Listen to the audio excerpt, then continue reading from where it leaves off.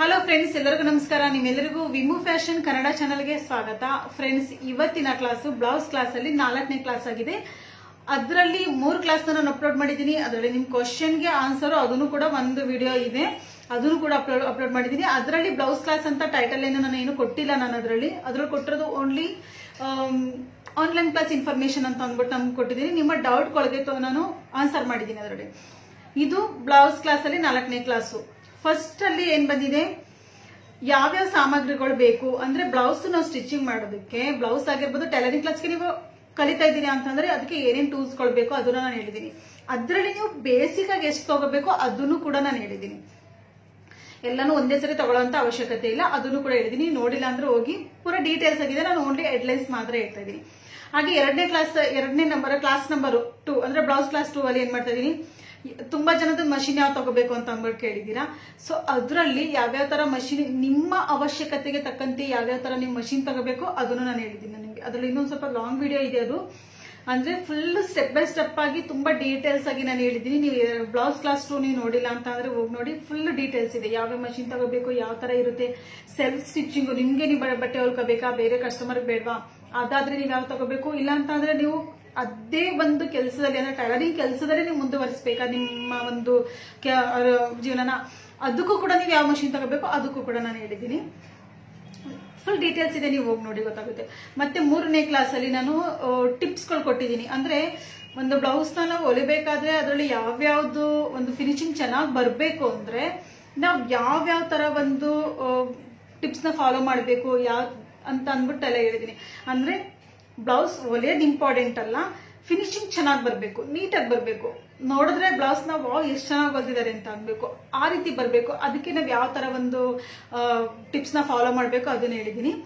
ಮತ್ತೆ ಅದರಲ್ಲಿ ಮತ್ತೊಂದಿದೆ, machine ತಗೊಂಡಾದ್ಮೇಲೆ direct ಆಗಿ ಹೊಲಿಯೋದಲ್ಲ, ಹೊಸ ಮಷಿನ್ ಅಲ್ಲಿ ನೀವು ಹೊಲಿಗೆನ ನೀಟಾಗಿ ಬರಬೇಕು. ಒಂದು ಡ್ರೆಸ್ ಹೊಲಿಲಿ, ನೀವು ಬ್ಲೌಸ್ ಹೊಲಿಲಿ, ಇಂಪಾರ್ಟೆಂಟ್ ಫಿನಿಶಿಂಗ್ ಚೆನ್ನಾಗಿ ಬರ್ಬೇಕಂತ ಅಂದ್ರೆ ಹೊಲಿಗೆನೂ ಕೂಡ ನೀಟಾಗಿ ಬರಬೇಕು. ನೀಟಾಗಿ ಬರಬೇಕು ಅಂತ ಅಂದ್ರೆ ನೀವು ಯಾವ ತರ ಹೊಲಿಗೆನ ನೀವು ಪ್ರಾಕ್ಟೀಸ್ ಮಾಡಬೇಕು ಅದನ್ನು ಕೂಡ ಹೇಳಿದೀನಿ. ಲಾಸ್ಟ್ ವಿಡಿಯೋ ನೆನ್ನೆ ಅಪ್ಲೋಡ್ ಮಾಡಿರೋದು, ಹೋಗಿ ನೋಡಿ. ಅಂದ್ರೆ ಇವತ್ತಿನ ಕ್ಲಾಸ್ ಅಲ್ಲಿ ನಾನಿನ್ನು ಹುಕ್ ಹಾಕೋದು, ಕಾಜು ಮಾಡೋದು, ಹೇಮಿಂಗ್ ಮಾಡೋದು ಯಾವುದೂ ಹೇಳ್ಕೊಟ್ಟಿಲ್ಲ. ಆಲ್ರೆಡಿ 2-3 ವಿಡಿಯೋ ಅಪ್ಲೋಡ್ ಮಾಡಿದೀನಿ, ನೋಡಿ.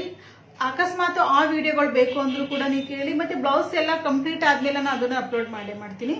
ಸೊ ಅದಕ್ಕೆ ನಾನು ಇವಾಗ ಹೇಳ್ತಾ ಇಲ್ಲ, ಸ್ಟಾರ್ಟಿಂಗ್ ಅಲ್ಲಿ ನಾನು ಲಾಸ್ಟ್ ಅಲ್ಲಿ ಹೇಳ್ತೀನಿ. ಅಂದ್ರೆ ಬ್ಲೌಸ್ ಕ್ಲಾಸ್ ಅಲ್ಲೇ ಹೇಳ್ತೀನಿ ನಾನು ಅದನ್ನ. ಇವತ್ತಿನ ಕ್ಲಾಸ್ ಅಲ್ಲಿ ಬಾಡಿ ಮೆಜರ್ಮೆಂಟ್, ಮೈ ಅಳತೆನ ಯಾವ ರೀತಿ ತಗೋಬೇಕು ಅಂತ ಹೇಳ್ತೀನಿ. ನೋಡಿ, ಮೊದಲನೇ ಕ್ಲಾಸ್ ಅಲ್ಲಿ ಹೇಳಿದೆ, ನಾನು ಏನೇ ಹೇಳಿದ್ರು ಕೂಡ ನೀವು ಬರೆದಿಟ್ಕೋಬೇಕು. ಒಂದು ಬುಕ್ ಮತ್ತೆ ಒಂದು ಪೆನ್ನು ನಿಮ್ಮ ಹತ್ರ ಇರಲೇಬೇಕು. ಅದ್ರಲ್ಲಿ ನೀವು ಫಾಲೋ ಮಾಡ್ತಾ ಇದ್ದೀರಾ, ನೀವು ಕ್ಲಾಸ್ ವೈಸ್ ವಿಡಿಯೋ ನೋಡ್ತಾ ಇದ್ದೀರಾ, ಫಾಲೋ ಮಾಡ್ತಾ ಇದ್ದೀರಾ ವಿಡಿಯೋನ ಅಂತ ಅಂದ್ರೆ ಸಿರ್ಫ್ ವಿಡಿಯೋ ನೋಡ್ಬಿಟ್ಟು ಪ್ರಾಕ್ಟೀಸ್ ಮಾಡಕ್ ಹೋಗ್ಬೇಡಿ. ವಿಡಿಯೋದಲ್ಲಿ ನಾನು ಏನೇನು ಹೇಳ್ತೀನಿ ಅದನ್ನ ಬರ್ದಿಟ್ಕೊಳ್ಳಿ, ಆ ಟಿಪ್ಸ್ಗಳನ್ನ ಬರ್ದಿಟ್ಕೊಳ್ಳಿ. ದಯವಿಟ್ಟು ನಿಮ್ಗೆ ಹೆಲ್ಪ್ಫುಲ್ ಆಗುತ್ತೆ ಅದು. ನಾನು ಯಾವುದೇ ಹೇಳ್ತಾ ಇದ್ರು ಓನ್ಲಿ ಬುಕ್ಸ್ ಅಲ್ಲಿ ಆಯ್ತಾ ಇದನ್ನ ಅದನ್ನ ನಾನು ನಿಮ್ಗೆ ಡೈರೆಕ್ಟ್ ಆಗಿ ಹೇಳ್ತಾ ಇಲ್ಲ. ಕೆಲವೊಂದು ನಾನು ಹೇಳ್ತಾ ಇರೋದು ನನ್ನ ಒಂದು ಎಕ್ಸ್ಪೀರಿಯನ್ಸ್ ಅಲ್ಲಿ ನಾನು ಹೇಳ್ತೀನಿ.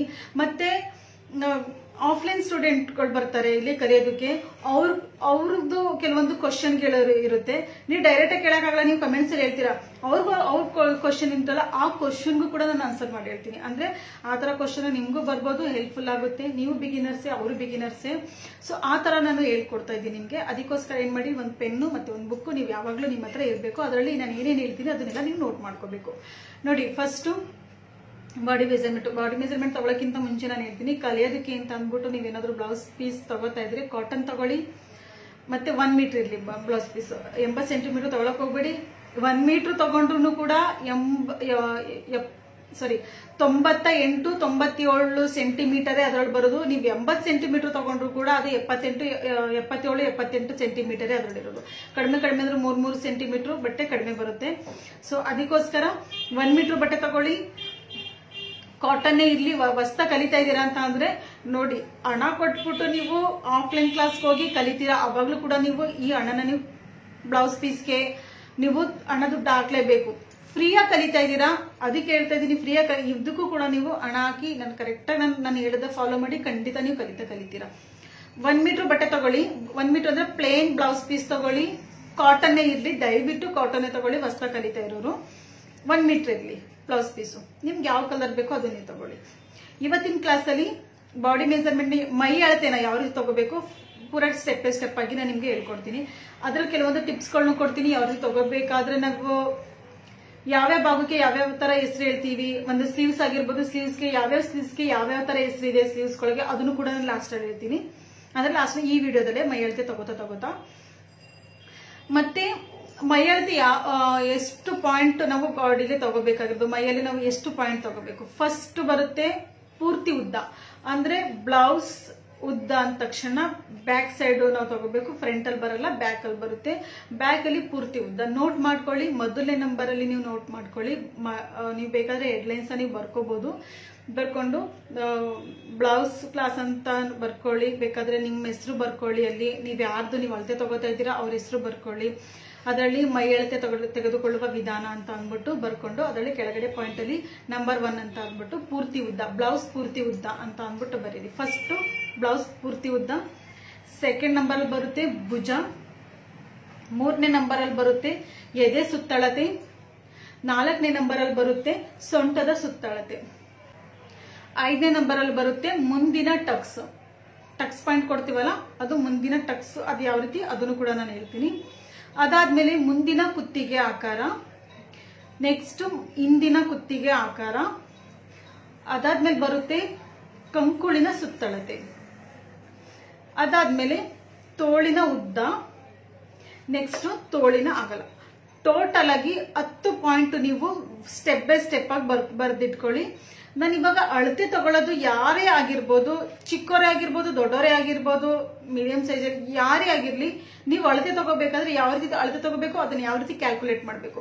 ನಾನ್ ತಗೋತಿರೋ ಸೈಜು ಈಗ ಎಕ್ಸಾಂಪಲ್ 40 ಆಗಿರ್ಬೋದು, 38 ಆಗಿರ್ಬೋದು, 36 ಆಗಿರ್ಬೋದು. ನೀವು ತಗೋತಿರೋದು ಈಗ ನಿಮ್ಮ ಮನೇಲಿ ಯಾರು, ನಿಮ್ ಸಿಸ್ಟರ್ ಆಗಿರ್ಬೋದು, ಅಮ್ಮ ಆಗಿರ್ಬೋದು, ಮಗಳಾಗಿರ್ಬೋದು, ಯಾರಾದ್ರೂ ಸರಿ, ನೀವು ತಗೋತಾ ಇರ್ತೀರಲ್ಲ, ನೀವು ಅದರಲ್ಲಿ ಅಳತೆ ಬೇರೆ ಬೇರೆ ಇರ್ಬೋದು. ಆ ಅಳತೆನ ಯಾವ ರೀತಿ ಕ್ಯಾಲ್ಕುಲೇಟ್ ಮಾಡಬೇಕು. ಎಕ್ಸಾಂಪಲ್ ನೋಡಿ, ಎಕ್ಸಾಂಪಲ್ ಹೇಳ್ತೀನಿ.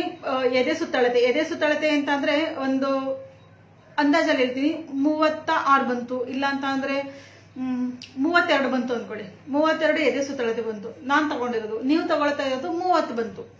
ಎರಡು ವ್ಯತ್ಯಾಸ ಆಯ್ತು. ನಾನ್ ತಗೊಂಡಿರೋದು 32 ತಕ್ಕನ ನಾನು ಹೇಳ್ಕೊಡ್ತೀನಿ. ಬಟ್ ನೀವು ತಗೋತಿರೋದು 30 ಇಂಚ್ ಬಂದ್ಬಿಡ್ತು. ಅದನ್ನ ಯಾವ ರೀತಿ ಕ್ಯಾಲ್ಕುಲೇಟ್ ಮಾಡಬೇಕು, ಒಂದೇ ಕ್ಯಾಲ್ಕುಲೇಟರ್ ಅಲ್ಲಿ ನಾನು ಯಾವ ರೀತಿ ಅದನ್ನ ಭಾಗ ಮಾಡಬೇಕು ಅದನ್ನ ಡೀಟೇಲ್ ಆಗಿ ಹೇಳ್ಕೊಡ್ತೀನಿ ನಿಮ್ಗೆ. ಎದೆ ಸುತ್ತಳತೆ 30 ಇರ್ಲಿ, 32 ಇರ್ಲಿ, 34 ಇರ್ಲಿ, 40 ಇರ್ಲಿ, ಎಷ್ಟಿದ್ರು ಕೂಡ ನಿಮ್ಗೆ ಆಟೋಮೆಟಿಕ್ ಆಗಿ ಅದನ್ನ ಯಾವ ರೀತಿ ಕ್ಯಾಲ್ಕುಲೇಟ್ ಮಾಡಬೇಕು ಅದನ್ನ ನಿಮ್ಗೆ ಹೇಳ್ಕೊಡ್ತೀನಿ. ಸೊ ಅದಕ್ಕೋಸ್ಕರ ಒಂದಾದ್ಮೇಲೆ ಒಂದು ಕೆಳಗಡೆ ಸ್ಟೆಪ್ ಬೈ ಸ್ಟೆಪ್ ಬರ್ಕೊಳ್ಳಿ. ಪಕ್ಕದಲ್ಲಿ ಜಾಗ ಇರುತ್ತೆ ನೋಡಿ, ನಿಮ್ಗೆ ಹೇಳ್ತೀನಿ ನೋಡಿ. ಇಲ್ಲಿ ನೋಡಿ ಈ ತರ ನಾನು ಇಲ್ಲಿ ಬರ್ದಿಟ್ಕೊಂಡಿದ್ದೀನಿ ನೋಡಿ. ಇಲ್ಲಿ ಈ ತರ ಬರ್ದಿಟ್ಕೊಂಡಿದ್ದೀನಿ.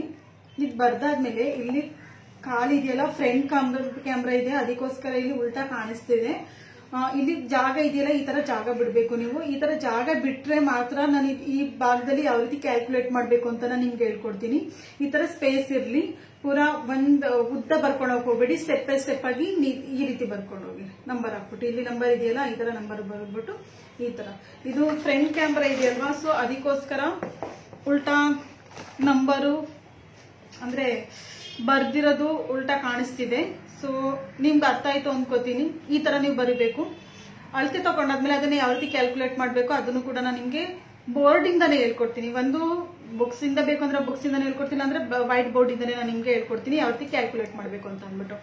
ಇಷ್ಟು ಟೋಟಲ್ ಆಗಿ 10 ಪಾಯಿಂಟ್ ನೀವು ಬರ್ದಿಟ್ಕೋಬೇಕು. ಈ 10 ಪಾಯಿಂಟ್ ಯಾರೇ ಆಗಿರ್ಲಿ, ಚಿಕ್ಕ ಮಕ್ಳೇ ಆಗಿರ್ಲಿ, ದೊಡ್ಡವರೇ ಆಗಿರ್ಲಿ, ಯಾರೇ ಆಗಿರ್ಲಿ, ಬ್ಲೌಸ್ಗೆ ನೀವು ಅಳತೆ ತಗೋತೀನಿ ಅಂತಂದ್ರೆ ಈ 10 ಪಾಯಿಂಟ್ ತುಂಬಾ ಇಂಪಾರ್ಟೆಂಟ್. ಇಷ್ಟೇ ತಗೋಬೇಕಾಗಿರೋದು ಇನ್ಯಾವುದು ಅಳತೆ ಬೇಕಾಗಿಲ್ಲ.